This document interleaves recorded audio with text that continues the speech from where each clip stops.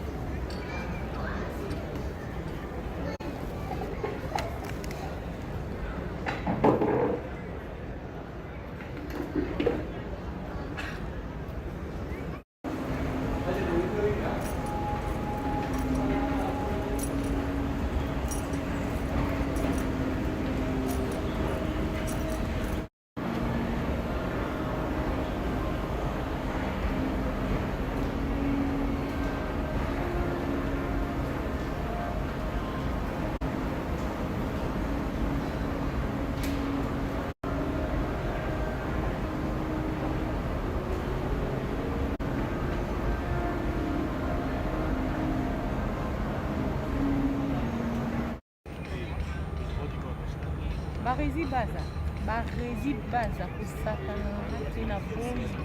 barezi bima na vi na nga na yeso bima mwambala bongana songi te barezi base eza mwa mobali mwambala bongana songi bima na vi na nga na yeso na boyi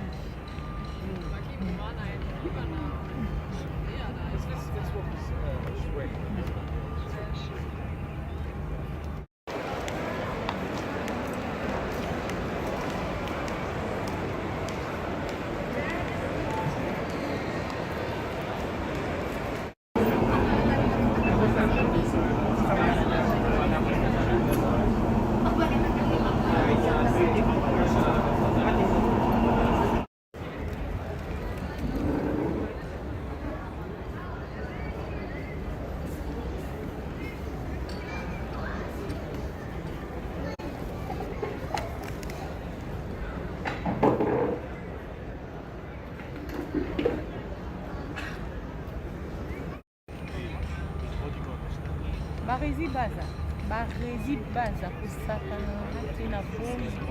barezi bima na vi na nga na yeso bima mwambala bongana songi te barezi base eza mwa mobali mwambala bongana songi bima na vi na nga na yeso na boyi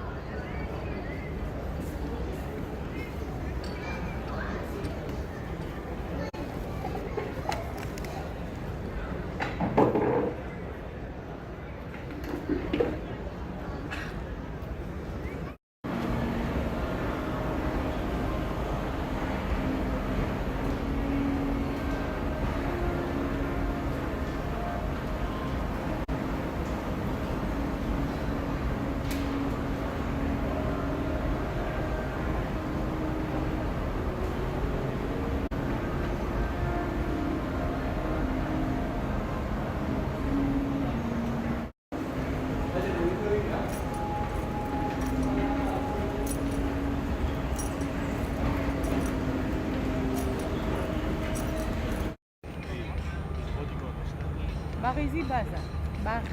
baza kosakana te na boyi barezi bima na vi na mwana ya biso bima mwa mbala bongwana songisongi te barezi baza eza mwa mobali mwa mbala bongwana songisongi bima na vi na nga na ya biso na boyi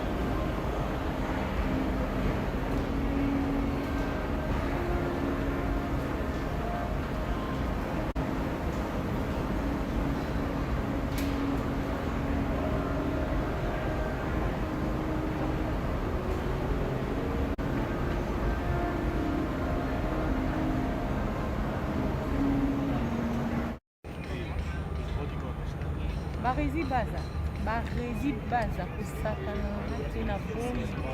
barezi bima na vi na mwana ya biso bima mwa mbala bongwana songisongi te barezi baza eza mwa mobali mwa mbala bongwana songisongi bima na vi na nga na ya biso na boyi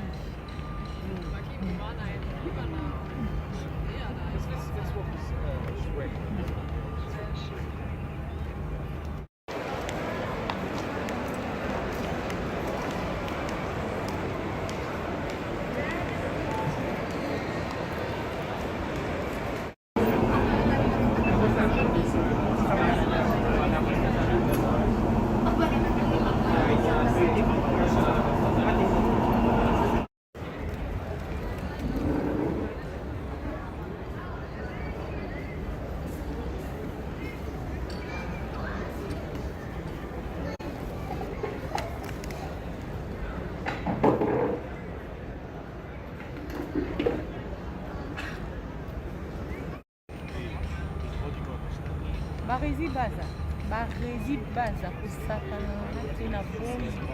barezi bima na vi na mwana ya biso bima mwa mbala bongwana songisongi te barezi baza eza mwa mobali mwa mbala bongwana songisongi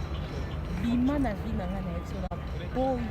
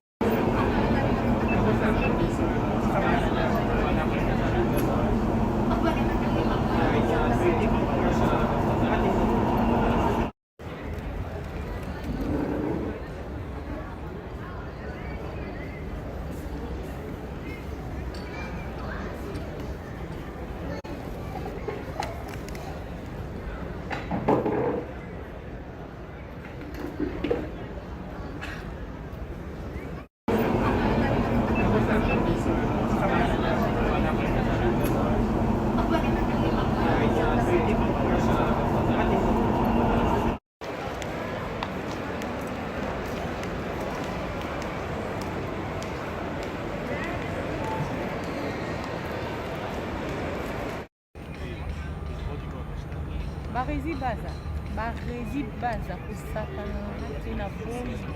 barezi bima na vi na nga na ye bima mwa mbala bongwana songisongi te barezi bazi eza mwa mobali mwa mbala bongwana songisongi bima na vi na nga na ye so na boyi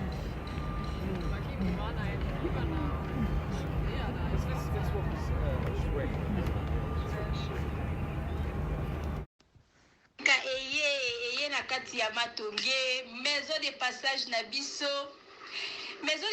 biso ya goyo maison de passage na biso eza na baclimatiseur ezali climatisé maison de passage na biso eza na matonge na Irebu A37 maison de passage na biso toza na baappartement oyo ezali ya 2 chambres salon cuisine tous les 2 chambres wana eza na batoilette na kati maison de passage na biso tozali na appartement oyo ezali kaka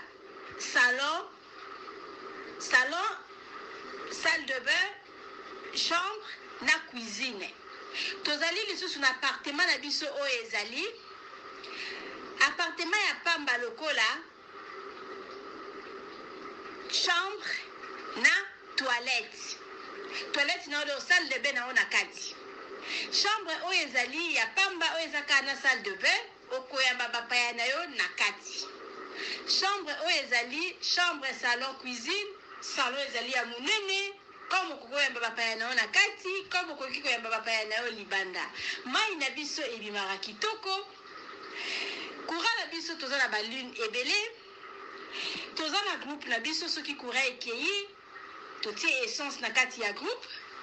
ndako na biso ezali eza na sécurité ya makasi maison de passage na biso na matonge toza kobengisa bino mwana nyonso to ya poto benga numero oyo ozomona réserve place na yo mpona ozwa place na yo ya kolala na kati ya maison de passage na biso tozali na boutique oyo bazoteka baduver bazoteka nyonso tu na kati ya boutique wana tozali lisusu na nini voiture oyo totie na disposition na bino bato bozoya na katikati ya maison de passage na biso oyo tobengi yango Bidor. Contactez Bijou d'Or TV, contactez numéro oyo moni, réservez place na yo, ozwa place na yo avant parce que ba place na biso mingi eza kozala toujours occupé. Benga avant zwa place na yo, okozala jamais déçu. Merci.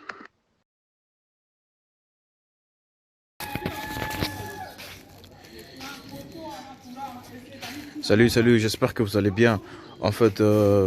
c'est plus pour les diasporas. C'est donc qui veulent passer leur séjour ici à Kinshasa. Alors pour tous vos déplacements, il y a une voiture à louer qui est là, marque Hyundai. La voiture elle est confortable, donc climatisée et tout. Donc la voiture répond vraiment aux normes. Alors pour tout contact, veuillez contacter Bidor TV au numéro qui suit, plus 49 17 85 52 23 11. Donc je réponds pour une meilleure compréhension. Plus 49 17 85 52 23 11. Donc la voiture elle est là, marque Hyundai. Donc voilà. Donc ici nous sommes à Kinshasa. Donc pour tous les diasporas, pendant tous vos séjours à Kinshasa, voilà la voiture elle est là pour vos déplacements et tout. Donc partout où vous voulez y aller, la voiture elle est là. Donc vraiment, veuillez contacter Bidor TV et vous ne serez pas déçus. Merci et bye.